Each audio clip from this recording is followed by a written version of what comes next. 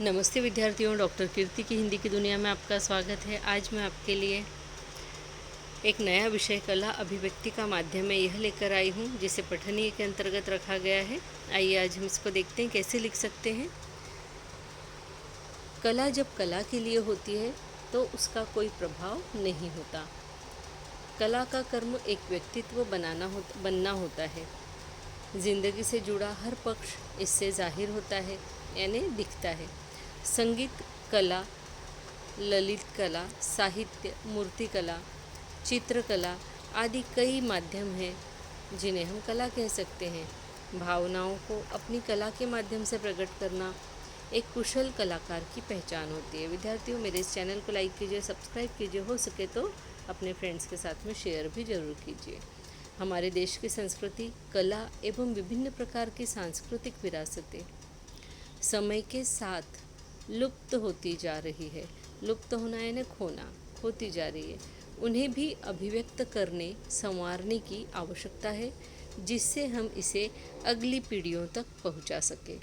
जिस प्रकार चित्रकार चित्र के माध्यम से या लेखक जो होते हैं अपनी रचना के यानी कविताओं के, उपन्यासों के या कहानियों के माध्यम से अपने विचारों को अभिव्यक्त करते हैं, यानी हमारे सामने प्रस्तुत करते हैं, उसी प्रकार सामान्य जीवन में मनुष्य अपने विचारों को वाणी के माध्यम से अभिव्यक्त करता है। वाणी यानी बोली, भाषा, इसके माध्यम से अभिव्यक्त करता है। वाणी से अपने विचारों को दूसरों तक पहुंचाने का एक सहज, सुलभ और सशक्त माध्यम है। यानी वाणी एक ऐसा माध्यम है, हमारी बोली या हमारी भाषा एक ऐसा माध्यम है जिससे हम बड़ी आसानी से अपने विचारों को दूसरों तक पहुंचा सकते हैं। यह अभिव्यक्त करने की कला है।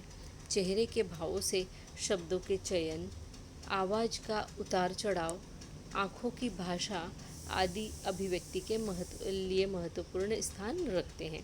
यानी सिर्फ हमारी बोली या भाषा ही जो है हमको अभिव्यक्त नहीं करती, बल्कि हमारे चेहरे पर जो भाव आते हैं वो भी बहुत कुछ कह जाते हैं। जैसे दुख के भाव, खुशी के भाव, उत्सुकता के भाव, इस तरीके के भाव हमारे आँखों में, चेहरे पर दिखाई देते हैं। आवाज़ का उतार चढ़ाव, आवाज़ बहुत खिली हुई, तेज़ हो तो समझ में आता है कि सामने वाला व्यक्ति बहुत खुश है। अगर उसके आवाज़ में चढ़ाव न होते हुए उतार हो, तब हमें वहाँ समझ में आता है कि यहाँ कहीं ना कहीं कुछ न कुछ दुख ज़रूर है, तकलीफ़ ज़रूर है। आँखों की भाषा, आँखें हम बिना कहे ही कोई भी बात हमें बता देने में सक्षम होती है। तो इस तरीके से हम बोल सकते हैं कि इन सब चीज़ों का अभिव्यक्ति में महत्वपूर्ण स्थान होता है।